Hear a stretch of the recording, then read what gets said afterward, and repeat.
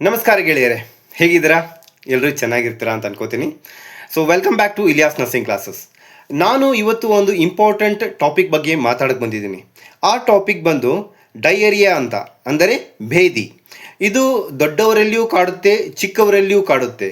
ಆದರೆ ದೊಡ್ಡವರಲ್ಲಿ ಕಂಪೇರ್ ಮಾಡಿದ್ರೆ ಚಿಕ್ಕ ಮಕ್ಕಳಲ್ಲಿ ಇದು ಬಹಳ ತೊಂದರೆಗೆ ಈಡು ಮಾಡುತ್ತೆ.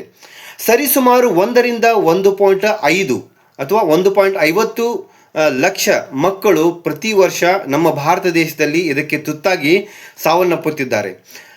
ಅಂದರೆ ಹುಟ್ಟಿನಿಂದ ಹಿಡ್ಕೊಂಡು 5 ವರ್ಷದ ಒಳಗಿನ ಮಕ್ಕಳಿಗೆ ಇದು ಅತೀವ್ರ ಒಂದು ಕಾಯಿಲೆ ಅಂತ ನಾವು ಹೇಳ್ಬೋದು. ಹಾಗಾಗಿ ಅಂಡರ್ 5 ಕ್ಲಿನಿಕಲ್ಲಿ ಇದೊಂದು ಇಂಪಾರ್ಟೆಂಟ್ ಟಾಪಿಕ್ ಆಗಿ ನಾವು ಕವರ್ ಮಾಡ್ತೀವಿ. ಹಾಗಾಗಿ ಮತ್ತೆ ಆಸ್ಪತ್ರೆಗಳಲ್ಲಿ ಇದಕ್ಕೆ ಜಾಸ್ತಿ ಒಂದು ಒತ್ತು ಕೊಡ್ತೀವಿ. ಹಾಗಾದರೆ ಭೇದಿ ಅಂದರೆ ಏನು? ಅಂದರೆ ಒಂದು ಮಗು ಒಂದು ದಿನಕ್ಕೆ 3 ರಿಂದ 5 ಸಲ ಅದು ಮಲ ವಿಸರ್ಜನೆ ಮಾಡಿದಾಗ ಅಥವಾ ನೀರಿನಂತಹ ಮಲ ವಿಸರ್ಜನೆ ಮಾಡಿದಾಗ ಆ ಒಂದು ಸಿಚುವೇಶನ್ಗೆ ನಾವು ಡಯೇರಿಯಾ ಅಂತ ಕರಿತೀವಿ ಅಥವಾ ಭೇದಿ ಅಂತ ಕರಿತೀವಿ. ಇದು ಜಾಸ್ತಿ ಆಗ್ತಾ ಹೋದಂಗೆ ಆ ಮಗುವಿನಲ್ಲಿರುವಂತಹ ನೀರಿನಂಶ ತೀವ್ರ ಕಮ್ಮಿಯಾಗಿ ಆ ಮಗುವಿಗೆ ತೀವ್ರ ಸಂಕಷ್ಟ ಒಂದು ಉಂಟಾಗುತ್ತದೆ. ಯಾಕಂದರೆ ಬಾಡಿಯಲ್ಲಿರುವ ಕಾರ್ಡಿಯಾಕ್ ಔಟ್ಪುಟ್ ಅಂದರೆ ರಕ್ತ ಪರಿಚಲನೆಯು ನೀರಿನಿಂದ ಕೂಡಿದ್ದು ಆ ನೀರಿಗೆ ಒಂದು ಬಹಳ ಪ್ರಾಮುಖ್ಯತೆ ಇದೆ. ಬಾಡಿಯಲ್ಲಿ ನೀರು, ನಮ್ಮ ಟೋಟಲ್ ಬಾಡಿ 60% ನಮ್ದು ನೀರಿನಿಂದ ಇದೆ. ಆ ಒಂದು ನೀರು ಕಮ್ಮಿ ಆಗ್ತಾ ಹೋದಂತೆ ಆ ಒಂದು ಮಗುವಿನಲ್ಲಿ ತೀವ್ರವಾದಂಥ ಲಕ್ಷಣಗಳು ಉಂಟಾಗುತ್ತವೆ. ಆ ಲಕ್ಷಣಗಳು ಯಾವುವು? ಫಸ್ಟು, ನೀರು ಕಮ್ಮಿ ಆಗ್ತಾ ಹೋದಂತೆ ಆ ಮಗು ಸಿಕ್ಕಾಬಟ್ಟೆ ಇರಿಟೇಬಲ್ ಆಗುತ್ತೆ. ಕೂತಲ್ಲಿ ಕೂರೋದಿಲ್ಲ, ನಿಂತಲ್ಲಿ ನಿಲ್ಲೋದಿಲ್ಲ, ಚೆನ್ನಾಗಿ ಏನೂ ತಿನ್ನಲ್ಲ, ಊಟ ಮಾಡಲ್ಲ, ಬರೀ ಸಿಕ್ಕಾಪಟ್ಟೆ ಅಳ್ತಾ ಇರುತ್ತೆ. ನೆಕ್ಸ್ಟ್ ಬಂದು ಅದರ ಕಣ್ಣುಗಳು ತೀವ್ರ ಸಂಕನಾಗ್ಬಿಡ್ತವೆ. ಅಂದರೆ ನೀರಿನಂಶ ಕಮ್ಮಿ ಆದಂತ ಅಲ್ಲ, ಸಂಕನಾಗ್ಬಿಡ್ತವೆ. ನೆಕ್ಸ್ಟು ಅದರದ್ದು ಸ್ಕಿನ್ ನಾವು ಟಚ್ ಮಾಡಿ ನೋಡಿದಾಗ ವಾಪಸ್ ಇದು ವಿತಿನ್ 1 to 2 ಸೆಕೆಂಡ್ ವಾಪಸ್ ಹೋಗಬೇಕು. ಆದರೆ ತೀವ್ರ ಡಿಹೈಡ್ರೇಟ್ ಆದಂತಹ ಅಥವಾ ನೀರಿನಂಶ ಕಮ್ಮಿ ಆದಂತಹ ಮಕ್ಕಳಲ್ಲಿ ಇದು ಭಾಳ ಡಿಲೇ ಆಗುತ್ತೆ. ಈ ಒಂದು ಸ್ಕಿನ್ ಟರ್ಜಿಡಿಟಿ ಮೇಲೆ ಸಿವಿಯಾರಿಟಿ ಲೆವೆಲ್ ಆಫ್ ಡಿಹೈಡ್ರೇಷನ್ ನಾವು ನೋಡ್ಬೋದು. ಈಗ ನಾರ್ಮಲ್ ಡಿಹೈಡ್ರೇಷನ್ ಆದಾಗೆ, ಅಂದರೆ ಸ್ವಲ್ಪ ಡಿಹೈಡ್ರೇಷನ್ ಆಗಿದೆ, ಮಗು ಸ್ವಲ್ಪ ಓಡಾಡ್ತಾ ಇದೆ, ಅದು ಸ್ವಲ್ಪ ಇರಿಟೇಬಲ್ ಆಗಿದೆ ಅಂದಾಗ ನಾವು ORS ಅನ್ನು ಪ್ರಿಫರ್ ಮಾಡ್ತೀವಿ. ಇದರಲ್ಲಿ ORS ಆ ಮಗುವಿಗೆ 75 ml per kg ಯಲ್ಲಿ ಡೇ ಟು ಡೇ ಟೋಟಲ್ 24 ಅವರ್ಸಲ್ಲಿ ನಾವು ORS ಅನ್ನು ಕುಡಿಸ್ತಾ ಇರಬೇಕು. ಇದ್ರ ಜೊತೆಗೆ ಜಿಂಕ್ ಒಂದು ಸಪ್ಲಿಮೆಂಟ್ಸ್ ಕೂಡ ನಾವು ಆಸ್ಪತ್ರೆಯಲ್ಲಿ ಕೊಡ್ತೀವಿ. ಅದು 6 ಮಂತ್ದ ಮಗು ಒಳಗಿತ್ತಂದರೆ 10 mg per kg body weight, ಅಥವಾ ಇಲ್ಲಪ್ಪ ಅಂದರೆ 20 mg per kg body weight ಅಂತ ನಾವು ಅದನ್ನು ಕೊಡ್ತೀವಿ.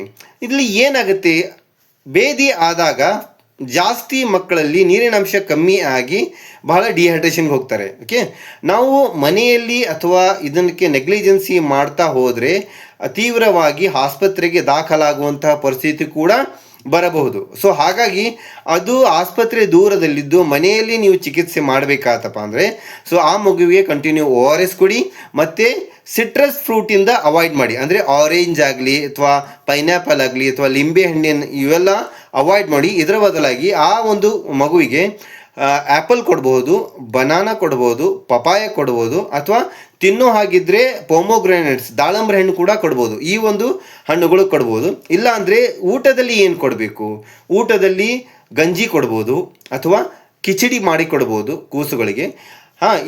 ಇವೆಲ್ಲವನ್ನು ಬಿಟ್ಟು ಏನಾದರೂ ಮತ್ತೆ ನೀವು ಸ್ವಲ್ಪ ಖಾರ ಇರೋದಂತೂ ಊಟ ಮಾಡಿಸ್ಲಿಕ್ಕೆ ಹೋದರೆ ಇದು ಜಾಸ್ತಿ ಆಗುವಂಥ ಚಾನ್ಸಸ್ ಇರುತ್ತೆ. ಇದನ್ನು ಅವಾಯ್ಡ್ ಮಾಡಲಿಕ್ಕೆ ನಮ್ಮ ನ್ಯಾಷನಲ್ ಇಮ್ಯುನೈಸೇಷನ್ ಶೆಡ್ಯೂಲಲ್ಲಿ ರೋಟಾ ವ್ಯಾಕ್ಸಿನ್ ಅಂತ ಹಾಕ್ತೀವಿ. ಯಾಕೆಂದರೆ ಡಯೇರಿಯಾ ಬರೋಕ್ಕೆ ಬಹಳಷ್ಟು ಕಾರಣಗಳವೆ. ಅದರಲ್ಲಿ ಫಸ್ಟು ನೀವು ಬ್ಯಾಕ್ಟೀರಿಯಲ್ ಇನ್ಫೆಕ್ಷನ್ಸ್ ಆಗಿರ್ಬೋದು, ಕೋಲೈ ಅಂತ ಬ್ಯಾಕ್ಟೀರಿಯಾಗಳು, ಅಥವಾ ಇಲ್ಲ ರೋಟಾ ವೈರಸ್ ಅಂತ ವೈರಸ್ಗಳಾಗಿರ್ಬೋದು, ಅಥವಾ ಕಂಟ್ಯಾಮಿನೇಟೆಡ್ ಫುಡ್ ಅಥವಾ ಆಹಾರ ಮತ್ತು ನೀರಿನಿಂದನೂ ಆಗಿರಬಹುದು, ಅಥವಾ ಸಮ್ ಆಫ್ ದಿ ಪ್ಯಾರಾಸೈಟಿಂದನೂ ಆಗಿರಬಹುದು. ಇವೆಲ್ಲವನ್ನು ನಾವು ಅರಿತುಕೊಂಡು ನಾವು ಹಾಸ್ಪಿಟಲೈಸ್ ಮಾಡೋಕ್ಕೆ ಹೋದರೆ ಅಲ್ಲಿ ಒಂದು ಪ್ರಾಪರ್ ಆದ ಟ್ರೀಟ್ಮೆಂಟ್ ಸಿಗುತ್ತೆ. ಆದರೆ ಫಸ್ಟ್ ಏಡಲ್ಲಿ ಜಾಸ್ತಿ ಭೇದಿ ಆಯ್ತಂದರೆ ORS, ಎಳೆನೀರು ಇಂತಹ ಮನೆ ಔಷಧಿಗಳನ್ನು ಮಾಡಿ ನಿಮ್ಮ ಮಗುವಿಗೆ ಈ ಒಂದು ಕಾಯಿಲೆಯು ಉಲ್ಬಣವಾಗೋದನ್ನು ನೀವು ತಡೆಗಟ್ಟಬಹುದು. ಹಾಗಾಗಿ ಮತ್ತೆ ನೀವು ಪ್ಯಾಕೇಜ್ಡ್ ಇವು ಬರ್ತಾವಲ್ಲ, ಏನಂತಾರೆ ಡ್ರಿಂಕ್ಸ್, ಅಂದರೆ ಅದು ಎಕ್ಸ್ಪೆಷಲಿ ಹೆಸರು ಹೇಳೋಕ್ಕೆ ಹೋಗಲ್ಲ. ಸೊ ಅವುಗಳನ್ನು ತಂಪು ಪಾನೀಯಗಳಂತ ಕರಿತೀವಲ್ಲ ಅವುಗಳನ್ನು ಅವಾಯ್ಡ್ ಮಾಡಿ ಅಂತ ಈ ಚಿಕ್ಕ ಮಕ್ಕಳಲ್ಲಿ ಹೇಳ್ತೀನಿ. ಹಾಗಾಗಿ ಡಯೇರಿಯಾ ಒಂದು ಸಾಮಾನ್ಯ ಕಾಯಿಲೆ ಅಲ್ಲ. ಇದನ್ನು ನೆಗ್ಲಿಜೆನ್ಸಿ ಮಾಡೋಕ್ಕೆ ಹೋಗಬೇಡಿ. ಇದು ಸಿವಿಯರ್ ಆಯ್ತಪ್ಪ ಅಂದರೆ ನೀವು ನಿಮ್ಮ ಬಾಡಿಯಲ್ಲಿರುವಂತಹ ನೀರಿನಂಶ ಕಮ್ಮಿಯಾಗಿ ಇದು ತೀವ್ರ ಸಂಕಷ್ಟಕ್ಕೆ ಒಳಗಾಗಬಹುದು. ಹಾಗಾಗಿ ಚಿಕ್ಕ ಮಕ್ಕಳಲ್ಲಿ 5 ವರ್ಷದ ಒಳಗಿನ ಮಕ್ಕಳಲ್ಲಿ ಬೇದಿ ಜಾಸ್ತಿ ಆದರೆ ಇದಕ್ಕೆ ನೆಗ್ಲಿಜೆನ್ಸಿ ಮಾಡೋಕ್ಕೆ ಹೋಗಬೇಡಿ. ಮನೆ ಮದ್ದು ORS ಮತ್ತು ಎಳೆನೀರು ಕುಡಿಸಿ, ಅದನಂತರ ಜಾಸ್ತಿ ಆದರೆ ಸೀದಾ ದವಾಖಾನೆಗೆ ಕರ್ಕೊಂಡು ಹೋಗಿ. ಸೊ ಇಷ್ಟೊಂದರ ಇನ್ಫಾರ್ಮೇಷನ್ ತಮಗೆ ಇನ್ಫಾರ್ಮೇಟಿವ್ ಆಗಿದೆ ಅಂತ ಅನ್ಕೋತೀನಿ. ಸೊ ಇನ್ಫಾರ್ಮೇಷನ್ ಇಷ್ಟ ಆಗಿದ್ದರೆ ಒಂದು ಲೈಕ್ ಮಾಡಿ, ಶೇರ್ ಮಾಡಿ, ಮತ್ತು ನನ್ನ ಯೂಟ್ಯೂಬ್ ಚಾನಲ್ಗೆ ಸಬ್ಸ್ಕ್ರೈಬ್ ಮಾಡಿ. ಭೇಟಿ ಆಗೋಣ ಮುಂದಿನ ವಿಡಿಯೋದಲ್ಲಿ. ಅಲ್ಲಿವರೆಗೂ ನಮಸ್ಕಾರ.